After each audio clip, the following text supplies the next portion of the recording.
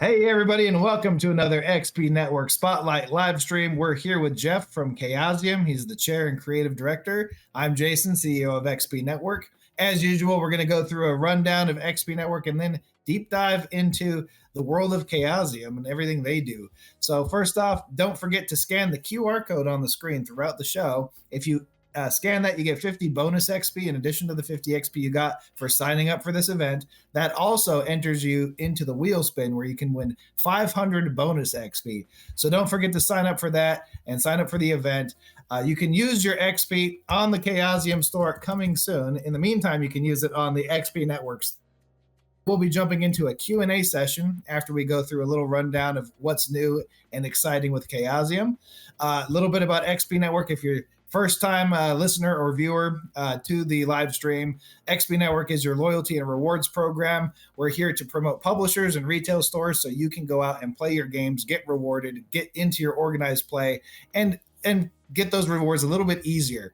We'll track your leaderboards and everything in the future, your leagues, and it's just a great place. Come to xpnetwork.com and get your community growing.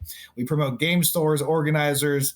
I mentioned loyalty and rewards. We have events and event calendar, news and notifications, tournaments, tournament software, ticketing, achievements, discounts on things, prizes, free swag.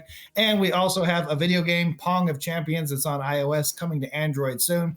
If you download the Pong of Champions, which is like a fighting game, beer pong game, it's our version of skee ball, where you can go on and get points, earn XP, and use those in the XP Network store. It is definitely in live beta, just like the website. So give us your feedback, but earn lots of XP during the beta. Coming soon is communities, leagues, and leaderboards, as I mentioned. And I did a really quick rundown for XP Network so we can jump into Jeff, who are you? What do you do? And I know we want to get to those Q&A, so don't forget to put your questions in the chat.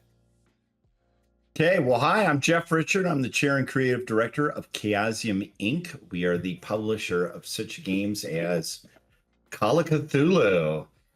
You got Pendragon here as well. And of course, the game that started us, we're still doing RuneQuest, which came out initially in 1978. We're celebrating our 40th year as a company, still as the same entity, and still have continuity. So I guess that makes us either the oldest or second oldest surviving TTRPG company out there. I mean, we're founded like I think a year after TSR. So that's crazy. yeah. You know what? 50 years. That's saying something in this business. And so we publish primarily role-play games. We do some board games as well, and dabble our foot from time to time into the video game world. So right now, I was just telling you guys we had a little mini con. I mean, our big con this last week was PAX Unplugged. And then we had a little test run we had 18 people over playing 3 interlocked tables, doing this classic campaign from the early 90s called the Raid on Innsmouth, where the players played Marines and investigators and Coast Guard folk that were at the direction of J. Edgar Hoover, taking on the eldritch horror. Well, most of them thought that they were taking on initially a bootlegging criminal syndicate, but the town of Innsmouth filled with deep ones and hybrids and eldritch secrets. Awesome time. I think more than half the people went insane, and probably about a third of them died, but everybody had a fantastic time. This doesn't sound like a better way to have fun than to go insane or die. So that sounds like you're playing Call of Cthulhu. Was that the game? And yes, we were playing, and all of our games kind of push off into interesting directions. You know, Cthulhu is the game of investigative horror. You know, you play ordinary people. In this case, it was largely ordinary members of ordinary Marines and Coast Guard seamen and some members of the Bureau of Investigation, but nobody with great powers, trying to go in and investigate something that is very quickly way beyond your ability to comprehend and deal with. You're basically always out of your league in Call of Cthulhu, and probably one of the reasons that it's the number 2 best known and most played role-playing game after D&D itself. So I was going to say, if you haven't heard of Call of Cthulhu, you're living under a rock, especially if you're an RPG player. I don't know how you couldn't have either played it or heard of it at this point. Well, yeah, I mean, it's the game of Lovecraftian horror and the Cthulhu mythos out there. And if you're anywhere, if you're even geek adjacent and you haven't heard of our Lord and Master Great Cthulhu, you're definitely living under a rock. And you'll be the first to be devoured when the world is destroyed. Naturally. And then, of course, we also, this is our RuneQuest, which is the granddaddy of the company. That is our Bronze Age visceral role-playing game. Kind of imagine something that feels more like Conan meets Gilgamesh with the Trojan War going on around it. So it's not medieval fantasy at all. The gods are very, very real. And your characters, like in Cthulhu, now, although your characters are heroic, they're mortal and fragile. You never have the issue where, in D&D, the classic problem is 10th level. There's just basically nothing that can take you on. In RuneQuest, anyone can have a bad day. It doesn't take a lot. And if you read like the old you'll read the old Robert E. Howard Conan stories. Conan is always just one bad sword fight or dagger fight away from being killed. He's just very lucky and very skilled. And as a result, it's just a super exciting fantasy role-playing engine in what, as far as I'm concerned, is the greatest game setting ever made for role-playing games. Greg Stafford's Glorantha, which is kind of, it's tabletop's answer to Tolkien's world. It's got that level of depth and breadth to it.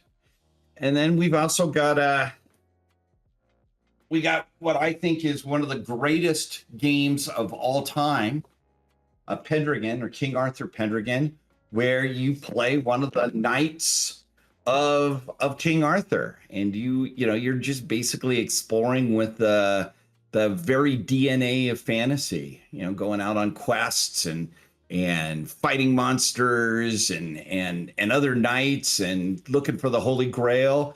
And what's really cool about it is, and what's really innovative about this is that it's your character's personality traits that define your character more than anything else. What kind of a knight are you?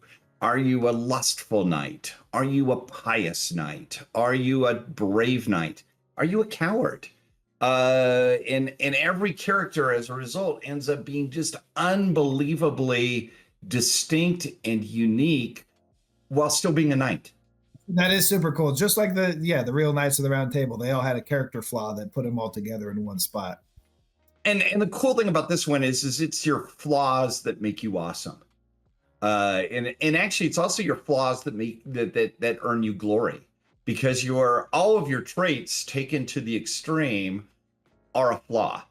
But also, these traits are what give you they give you the ability to move forward, to overcome your quest and solve it. But they're also going to be the things that get you in massive trouble throughout the scenarios. So it's an absolutely amazing game, and if you haven't tried it, and you love TTRPGs, do yourself a favor and just get a copy of the starter set immediately. And then the other one I wanted to throw down, a couple of other things we have. We've got a new game that has come out called Age of Vikings, and this is an awesome game. And I think I was talking to you a couple days ago that I think Vikings have been underdone and underserved in role-playing games, right? And I might be showing my age here, but Vikings to me are like a key part of what makes fantasy a genre, right? The whole idea of going Viking and Harold Hardrada going and joining the Varangians and fighting all over the world, or raiding monasteries or discovering Vinland or whatever. Beowulf and all of that. There isn't a lot of that actually in tabletop role playing. And so, which is great. Yeah, isn't it? So Age of Vikings, you play somebody that could be a character in the old Icelandic sagas, which, if any of you all have read any of the sagas, that's a big part of the inspiration behind Tolkien stories. The story of Egil Skallagrimsson and Njál's saga and all of this. The stories of vengeance and revenge and bravery, and sometimes a little bit of supernatural, and sometimes just a lot of mundane stupidness, and it all rolled together, and it just screams tabletop opportunities. And so this is a brand new one, came out I think last year. We've got a bunch of new products that are coming out later this year for it. Totally recommend you check it out. And then for all of you all that are Call of Cthulhu fans, we've got now the Heavy book. Well, so I'm carrying several of them. I'm trying to juggle and be a little bit more athletic than I'm feeling at this time of the evening. Cthulhu by Gaslight. This is the Victorian era setting for Call of Cthulhu. So, the time of Jack the Ripper and Dracula and Edward Hyde and Jekyll and Oscar Wilde and all of that pre-Lovecraft, Penny Dreadful era. Great setting. And it's really great to have a new edition of that game out. And the other one I just wanted to show that because this just came out, and this is pretty funky. This is the Sutra of Pale Leaves. So it is a Call of Cthulhu campaign set in 1980s Japan, and it is absolutely awesome. Absolutely awesome. That's cool. I didn't know about that one. We could do that. We could do that whole Stranger Things set it in the 1980s Middle America, but that's not our way. Let's go a step further and do 1980s Japan, and do a Cthulhu investigation in that.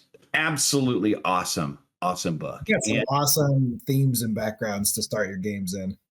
Oh, yeah.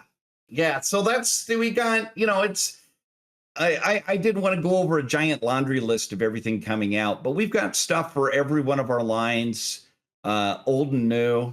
To just show, this was the book that pretty much what launched us as a tabletop company, the original RuneQuest. I was gonna say, is that original? What?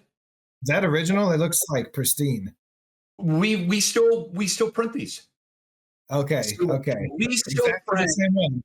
We still keep in production all of our original editions one way or another. So we just launched a Kickstarter to get out to make sure that the original edition of Pendragon is still in print. Amazing. Viewers, definitely go check those out. And we have some Q&A to get started. If you haven't already, scan below to get your entry into the 500 bonus wheel spin. You're going to get more XP for scanning, and you get entered into a larger entry to win 500 XP. First question, you ready? When is the Horned Man source book from Glorantha coming out? Okay, so this is, for those of you all who aren't following it, this would be the book in the cult series that focuses on shamans and shamanism and spirit cults and all that jazz. And we've got, the manuscript is ready and done. What I'd like to have, well, that's a passive way of saying it. We're coming out with a refreshed version of the RuneQuest rules next year. And by refreshed, I mean, when I wrote the previous edition of RQ, let me just reach over here and grab the book I'm talking about. This was very much a product of its time, because look at the size of that thing. You know, it's a 448-page book, and it tried to do a whole lot of things, and which was great. But we need now to refresh it, focus it in better, narrow down the scope of the rules. And also, you know, we've had this thing out for 7-8 years. It's we know a lot of things that could be written more tightly, particularly to make the combat, which is exciting and awesome in the current version. But I would like it to be just as exciting and just as awesome and move a lot quicker, because you know that's one of the things is I like you to be able to do more in a 3-hour session than have one combat and some talking. Yeah, you want to be able to do a whole bunch of stuff. We don't have as much time as we used to.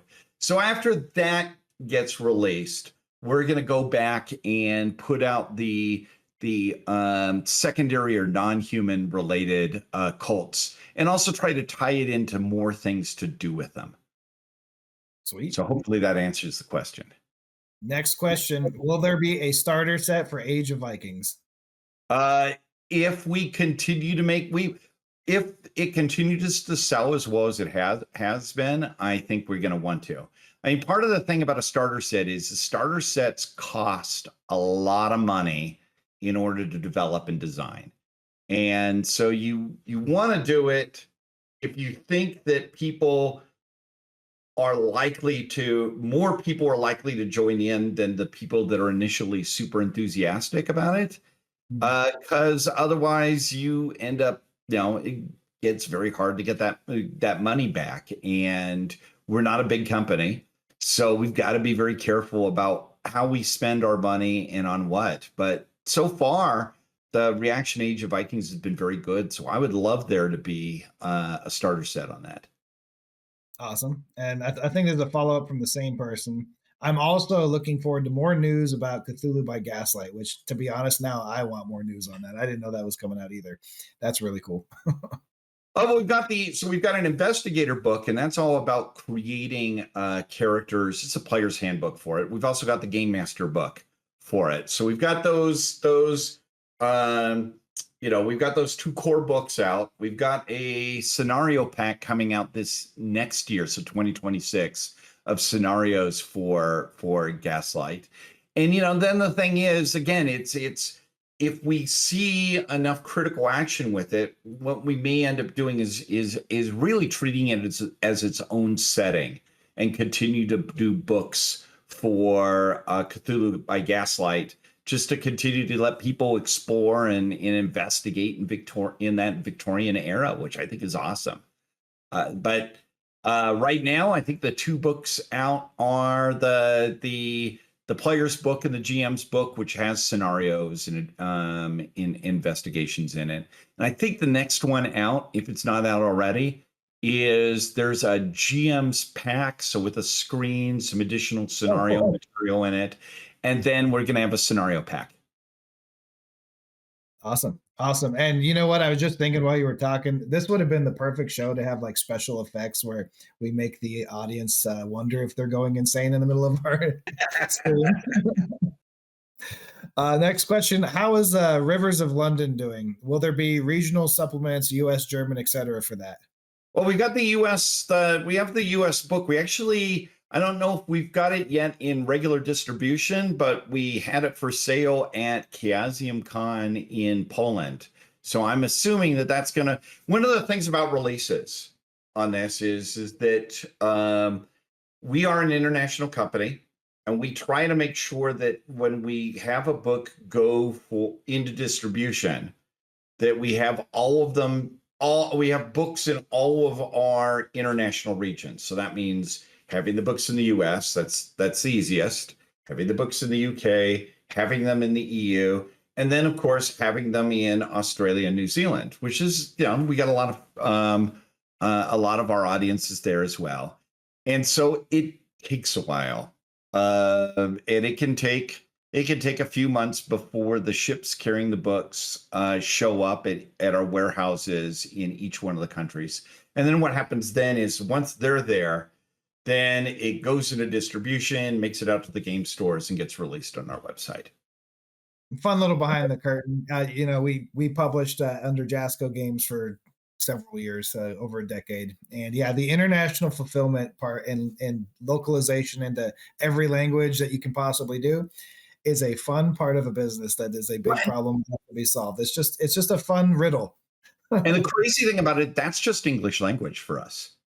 Oh wow. So yeah, then on top of that, we do Spanish and Japanese and French, German and Polish and Portuguese, I believe.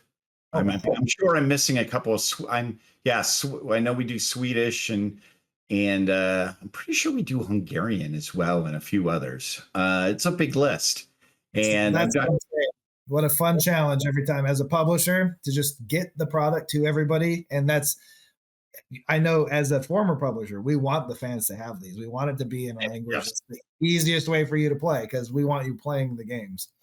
So awesome. Next question. Let's see, I think I asked that one. Where did you find your cartographers for the city maps for RuneQuest or works of art, they said? Oh, well, thank you. Well, we've got several amazing ones. The first one we worked with, who I absolutely adore, is a French cartographer, Olivier Sanfilippo, who did a whole bunch. He did these beautiful isometric maps and beautiful, beautiful maps. And then we went on, and I think the next round of the maps were with Francesca Berald, who does she does some of the most gorgeous maps in all of any system, any publisher. But right now I'm doing a lot of the maps with our own in-house. We have an in-house cartographer who works full-time for Chaosium, Matt Ryan, and he's a genius, and he's a delight to work with, and he also runs some of the best Call of Cthulhu games I've ever played in. So, that's a triple. I can imagine the cartographer would run a good game. You're at least going to know where you are. Exactly. Oh, and he makes beautiful props. All right, so I think that's going to wrap up Q&A because we do have to get to the wheel spin. This is your final chance to click below or scan below, check out the QR code, get into that wheel spin to get a chance to get 500 bonus XP. If you're on XP Network and you want to become an organizer, a partnered retailer, or a partnered publisher, check out the About Us page, and we have little tabs for each one. You'll send us a message, and we will show you all the ins and outs and the ropes of XP Network and what to do there. And while we're waiting for them to get their final scans in, tell me a little bit more about Chaosium Con, because I like the idea that everybody's dressing up for one big event. I think it's amazing. Well, here's the crazy thing: we do 4 every year. So we do. I know it is nuts, but it's also super cool. It's sounds like I don't know how I haven't been to one of these. I've been to every convention. There's one out every. Let me just make sure I'm remembering the right month. Every April, we have one in Ann Arbor, Michigan. Actually, technically, it's not even Ann Arbor. It's Ypsilanti, which, as far as I know, has 2 great claims to fame. It's the only city named after a Greek general in the Greek War of Independence. And it's the birthplace of Iggy Pop, which is also pretty awesome. But we do this convention. It's about 350, 500 people out in Ypsilanti. People playing all sorts of Chaosium games. Loads, you want to try an obscure Chaosium game, that is, you will find a table for ElfQuest or Ringworld or if I remember the last Chaosium Con, we even had people play our goofy little board game Stomp. So there is, and it's just awesome. But then we also have one in the UK. In right around the same time as UK Game Expo. So if you're going to UK Game Expo, it's easy. It's either the week before or the week after is Chaosium Con UK. And we've got a Chaosium Con EU, which we did for the first time in Poland, in Gdansk, which is, what a gorgeous city. And that was amazing. And then we also do one every year in Australia, in Melbourne. So, if you are a Chaosium fan in any of those lands, there is a Chaosium Con near you. And you need to make it out to Chaosium Con US. We'd love to have you. That'd be so awesome. It sounds like it's going to be like right after Gamma, so probably doable. I know the con seasons go crazy. This is like actually this last PAX that most people just went to is it's kind of slows down for a couple months for most of us, and then it just picks that right back up in February, and you're go go go go go. Yeah, February. I'm excited to just be working with you guys on this. We did a cool little test thing at Origins together with the quests. And I think that was a huge hit for the publishers and sending people to the booths to do a little mini quest and kind of show the first layer of creativity we can do at a live event using the scanning and the ticketing and everything and giving out prizes and getting you engaged. Now that we have achievements, because we didn't have achievements back then, you can actually give players special achievements that get them into areas of a convention or an RPG that they can't normally get into. And down the road, the achievements, one of my things I'm looking forward to the most is when the flip feature turns on and you can get the metadata on the back and you can actually put RPG items and rules and things on the achievement itself. Oh, so that'll be awesome. Yeah, when you're doing official organized play, you can just show like, yeah, I have the magic sword. Duh, it's in my account. Well, and I don't think I'm giving anything away. I just I set up a little XP event, XP Network event just for my little mini con that I did last weekend. So we're talking like 20 people. We gave out achievements. People signed in. It really is just fantastic for that. So I'm enthusiastic for large and small events. I did it for our gender reveal party for our baby coming. We're expecting our first baby. We did all the signups. We had a guess it right or guess it wrong achievement because we didn't even know. We gave out 1 XP if you guessed it wrong and 100 to Jacob's Cave organization if you got it right. So you can go get crystals and stuff from the gift shop. But anyway, there's some really, really cool ways to do this. If you're an event organizer, definitely set up retailers or fans that have a retail store that you definitely tell them to sign up for XP Network. It is a very simple onboarding process, and then you guys can get more direct support from your publishers at your local game stores and at your local game groups. I think it's time to spin the wheel. Here, tell me in chat, are we good to spin the wheel? Or give me a thumbs up.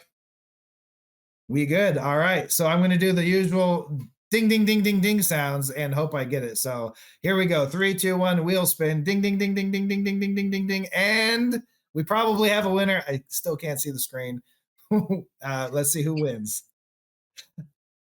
We've got the winner is Garrett Kiley. Congratulations. You have 500 bonus Chaosium XP. You can use that today if you'd like. Right after this, we'll issue all the XP on the XP Network store, or you can save it up for the Chaosium XP, which I would say is going to be the thing you want to do. Let's save up and get a cool Chaosium promo item or a discount on a book or any other product you guys are following. If you haven't gotten your Chaosium products yet, now's your chance.